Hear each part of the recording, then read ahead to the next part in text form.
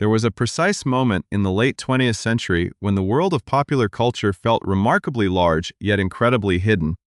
A time before the instant gratification of digital streams and algorithms, when discovering something truly unique required patience, late-night vigilance, and a touch of luck.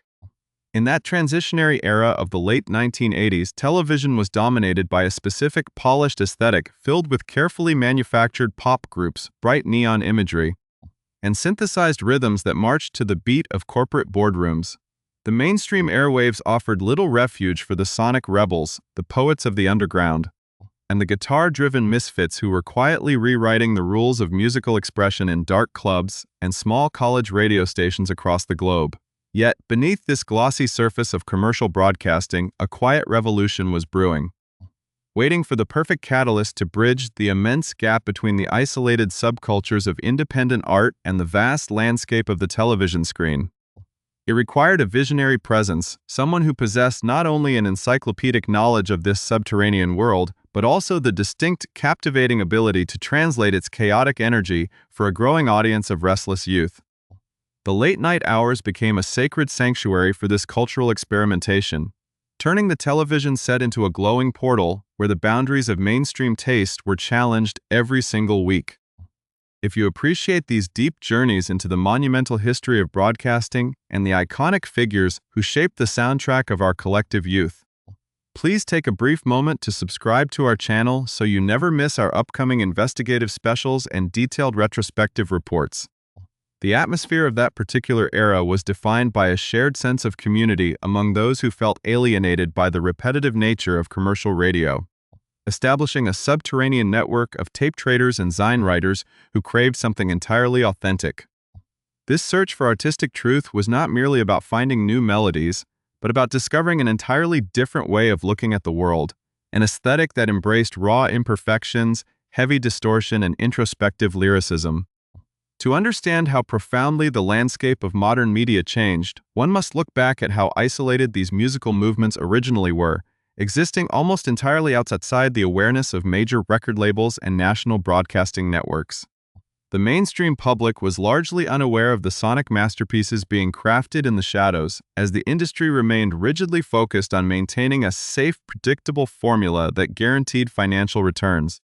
The sheer improbability of bringing these avant-garde sounds into millions of living rooms across America cannot be understated, as it defied the very logic of commercial television at the height of the media boom. It took an extraordinary alignment of timing, passion, and institutional daring to create a dedicated space where the unconventional could thrive without losing its countercultural edge. As midnight approached each week, a unique tension would build among dedicated viewers who knew that the upcoming broadcast would offer a glimpse into a parallel universe of creative expression. This late-night phenomenon did not achieve monumental status overnight, but rather grew through word of mouth, becoming a foundational pillar for a generation that defined itself by the art it consumed. The cultural shift was subtle at first, manifesting as a whisper in the static of the television screen before growing into a thunderous movement that would eventually dismantle the established hierarchies of the music industry. The architectural foundation of this television revolution was built on the premise that the audience deserved a direct, unvarnished connection to organic musical creations that were completely untainted by commercial pressures. This philosophy challenged the traditional gatekeepers of media, asserting that true artistic value should be determined by the passion of the listener rather than the marketing budgets of corporate executives. The mysterious allure of these late-night broadcasts captured the imagination of thousands of teenagers who would sit in the dark VCR tapes ready to record, waiting to capture a piece of history that they could share with their friends the following morning. It was a time when media consumption was an active, deliberate pursuit, demanding a level of dedication that has largely vanished in the modern era of effortless accessibility. The distinct atmosphere of anticipation that characterized these weekly viewing rituals created an unbreakable bond between the presenter and the audience, rooted in a mutual respect for the art form.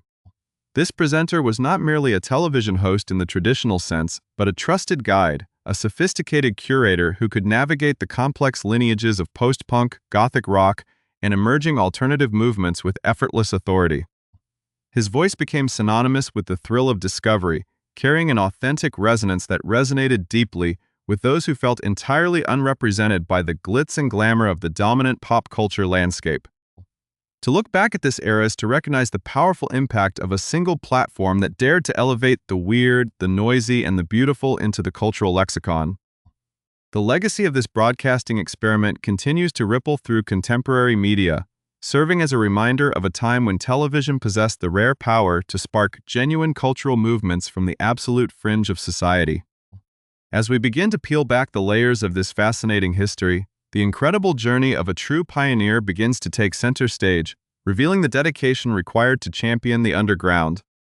The story begins in the mid-1980s, a period of immense creative friction where the old guards of rock and roll were fracturing, giving rise to an explosion of diverse subgenres that defied easy categorization.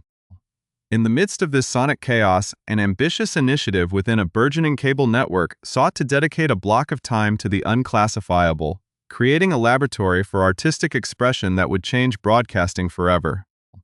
The man who would come to define this late-night frontier did not initially set out to be the public face of the movement, preferring instead the meticulous work of research, curation, and script writing behind the scenes. His transition from an off-screen architect to an on-screen icon represents a pivotal chapter in the history of alternative media, illustrating how personal passion can override professional hesitation.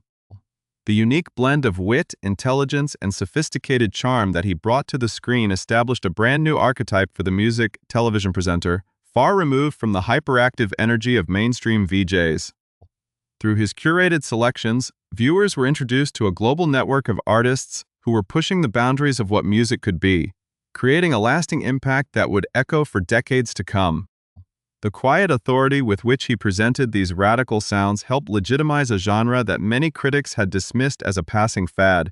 proving that there was a massive, hungry audience for authentic, independent art. As the years progressed, this weekly gathering of late-night music lovers transformed into a cultural institution, a vital distribution channel that fundamentally altered how popular culture was manufactured and consumed. The deep sense of nostalgia surrounding these broadcasts is a testament to the profound personal connections that were forged during those quiet midnight hours, when a single television show could make an isolated teenager feel like part of a massive global community. This report will look into the incredible life, the pioneering career, and the enduring influence of this legendary tastemaker, exploring how his unique vision helped shape the soundtrack of a generation. The world has recently received a piece of heartbreaking news that marks the end of an era, prompting a massive outpouring of grief, reflection, and gratitude from fans and colleagues across the globe. The passing of this iconic figure has reawakened a deep appreciation for the golden age of alternative television, forcing us to confront the immense debt that modern music culture owes to his early advocacy.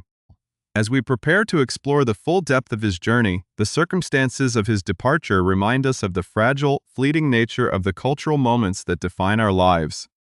leaving behind a legacy that will forever be etched into the fabric of broadcasting history. The shocking news of the passing of Dave Kendall at the age of 68 reverberated across the media landscape, sending shockwaves through generations of music enthusiasts who had long regarded him as the ultimate gatekeeper of the underground scene. The announcement of his departure did not come through a cold, formal corporate press release, but rather through a deeply emotional social media post shared by his longtime colleague and fellow broadcasting icon Matt Pinfield. Writing across multiple platforms, including Instagram and X, Pinfield expressed an overwhelming sense of heartbreak that immediately captured the collective grief of the artistic community. In his poignant tribute, Pinfield described Kendall as one of the true believers, a man whose dedication to the cause of independent art was absolute long before alternative music ever found its lucrative way into the mainstream commercial markets. Every single week on the legendary program 120 Minutes, Kendall stood as a solitary beacon of taste, introducing an eager and impressionable audience to bands that would eventually go on to completely define a cultural era. The depth of Pinfield's words painted a vivid portrait of a broadcaster who did not merely occupy a time slot, but who actively gave a permanent home to a vast universe of music that desperately deserved to be heard by the world. This emotional public revelation triggered an immediate cascade of memories from viewers who remembered exactly where they were when they first witnessed Kendall's sophisticated, calm demeanor on their television screens. The specific nature of his passing, while deeply felt, has remained shrouded in a degree of privacy, as a definitive cause of death or further intricate details regarding his final days have yet to be publicly disclosed to the media. This lack of immediate information has only intensified the reflective atmosphere surrounding his legacy, forcing fans to look back at the incredible architecture of the show he helped bring to life. In response to the growing wave of public mourning, the leadership at MTV released an official statement that solemnly reflected on Kendall's immense passion, his sharp artistic vision, and his indelible impact on the entire entertainment industry. The network expressed its profound sadness over the loss of the creator and original host of their premier alternative music series, openly acknowledging that his distinct role as a premier tastemaker had single-handedly transformed the channel into a mandatory destination for non-mainstream art.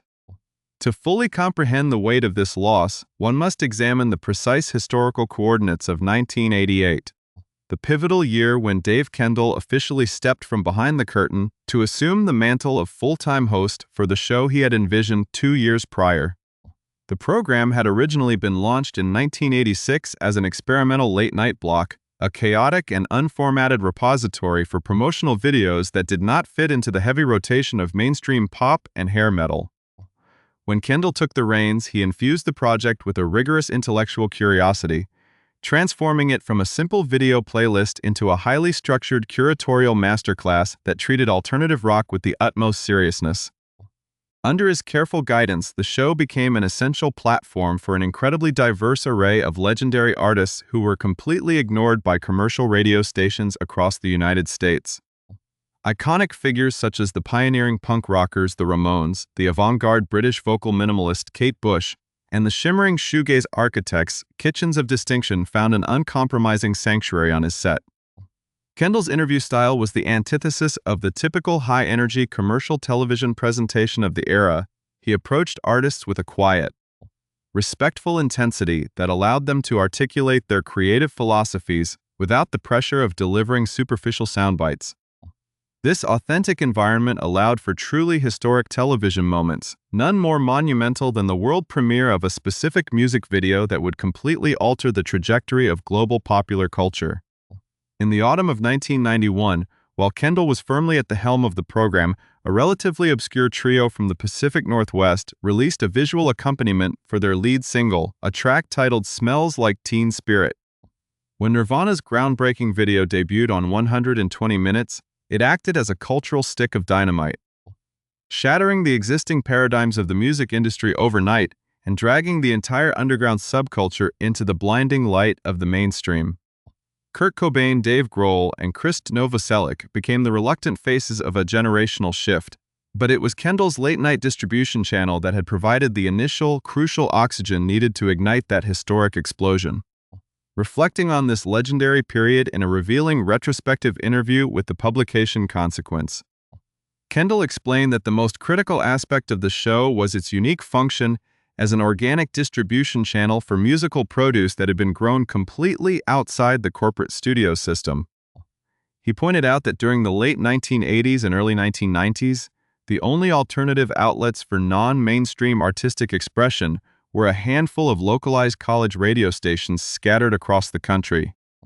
Unlike the media landscape in the United Kingdom, where national radio programmers were historically open to radical new ideas and eccentric indie releases, mainstream American radio was a rigidly locked fortress,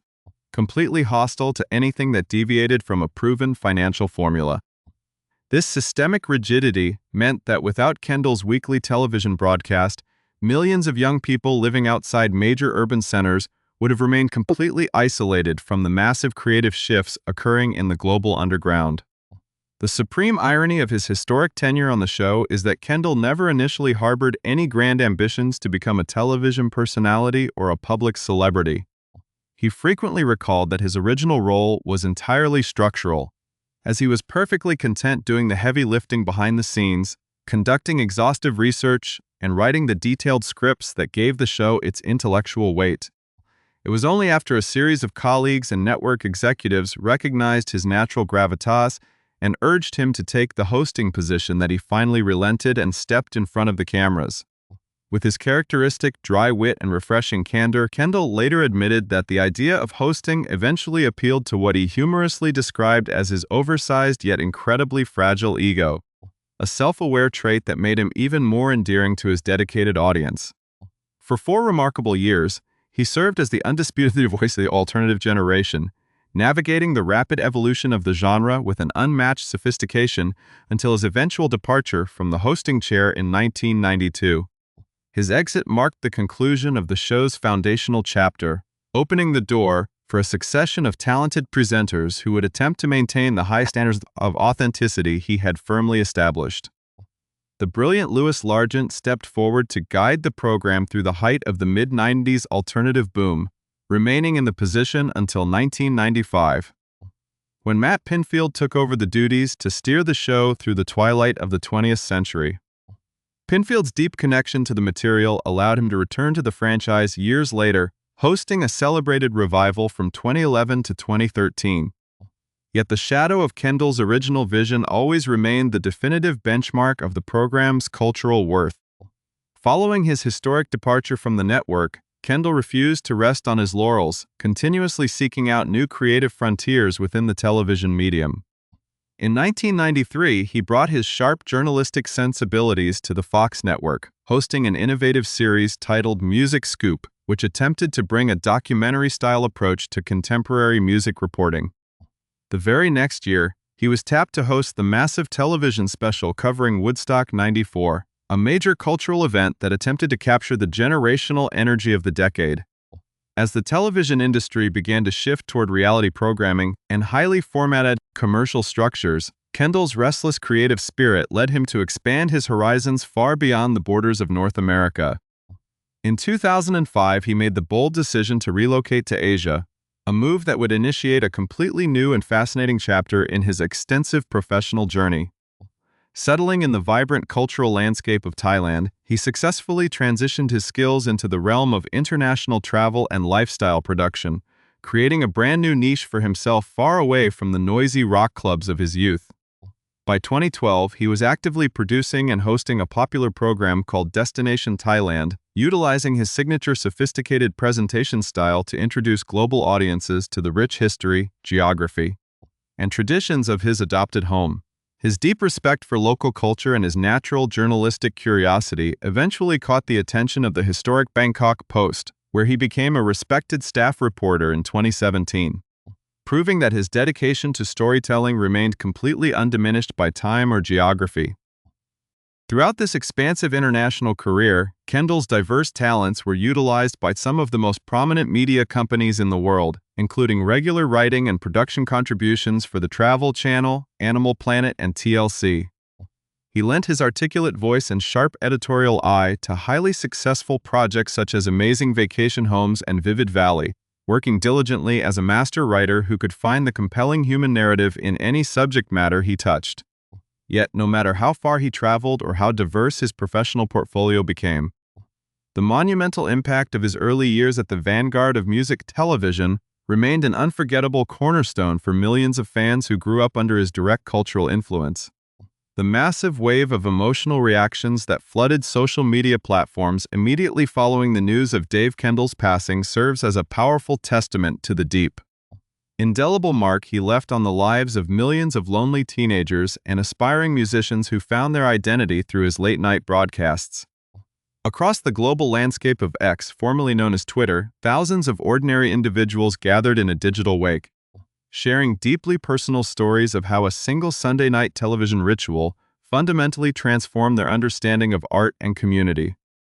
One dedicated viewer poignantly remarked that Kendall had built something that changed far more lives than anyone could have ever consciously imagined at the time, elevating a simple music video showcase into a life-altering cultural sanctuary. Another individual recalled the sheer unparalleled anticipation of their high school years, describing a sacred weekly routine that involved watching the eccentric British comedy of The Young Ones before transitioning directly into the sophisticated avant-garde world of 120 Minutes with Dave Kendall. For so many who felt entirely out of place in the sterile, conformist suburban environments of the late 1980s, His calm presence and impeccable curation provided definitive proof that they were not entirely alone in their tastes, their struggles, or their artistic passions. A particularly dedicated fan revealed that they had meticulously recorded every single episode of the program on VHS tapes for over 12 long years, creating a massive physical archive that served as their primary, irreplaceable source of alternative musical education during an era when such sounds were actively suppressed by corporate radio programmers. This outpouring of communal gratitude directly illuminated the unique philosophy that Kendall brought to the television screen, a sentiment beautifully captured by a commentator who noted that long before alternative music was commercialized, polished and repackaged for mass consumption, Dave was bravely giving an uncompromising platform to the weird, the noisy, and the beautiful. The timing of his departure carries an additional layer of profound, bittersweet melancholy for the tight-knit community of alternative broadcasting pioneers, coming just 3 years after the tragic loss of Largent, who had seamlessly stepped into Kendall's hosting shoes and who passed away at the tragically young age of 58 in March of 23. The consecutive loss of these two monumental figures has forced a deep, generational realization that the golden era of organic human-curated media is rapidly slipping into the pages of history, leaving behind a legacy that feels increasingly rare in our modern world. To fully appreciate why Dave Kendall's journey matters so deeply to the broader history of popular culture, one must look closely at the remarkable trajectory of his entire life, an artistic odyssey that beautifully bridged distinct worlds, continents, and creative disciplines. Born with a natural curiosity and a sharp, discerning ear for subversion, Kendall possessed an innate understanding of the delicate mechanics of subcultures, recognizing that the most vibrant, meaningful art is almost always forged in the high-pressure environment of the underground. When he joined the burgeoning team at MTV during its formative experimental decade, he refused to conform to the hyperactive, commercialized archetype of the standard music television presenter, choosing instead to introduce a distinct flavor of British intellectualism, dry wit, and understated sophistication to American television screens. This unique presentation style was critical because it lent an immediate sense of gravity and artistic legitimacy to genres like post-punk, industrial, gothic rock, and shoegaze, which mainstream critics had routinely dismissed as transient, meaningless subcultures. By treating artists not as fleeting commercial commodities but as serious, highly significant cultural figures, Kendall fundamentally altered how an entire generation of viewers valued independent music, teaching his audience to look beneath the superficial surface of pop culture to find true poetic expression. His journey from the noisy, smoke-filled rock clubs of New York and London to the serene, sun-drenched landscapes of Thailand later in his life perfectly mirrors the restless, exploratory nature of his spirit, demonstrating an unwavering commitment to discovering and sharing the beauty of the world, whether through a radical underground guitar riff or a detailed travel documentary. The transition he made in 2005 to live and work in Southeast Asia was not a retreat from the world of storytelling, but rather a grand expansion of his horizons, allowing him to apply his formidable journalistic talents to the Bangkok Post and international networks like the Travel Channel and Animal Planet. Whether he was writing scripts for architectural television programs or reporting on local cultural traditions in Bangkok, the fundamental core of his approach remained entirely unchanged, rooted in a deep, authentic respect for his subject matter and an absolute refusal to engage in cheap sensationalism. It is this unwavering authenticity that separates Dave Kendall from the vast sea of interchangeable media personalities who dominated the airwaves of the late 20th century,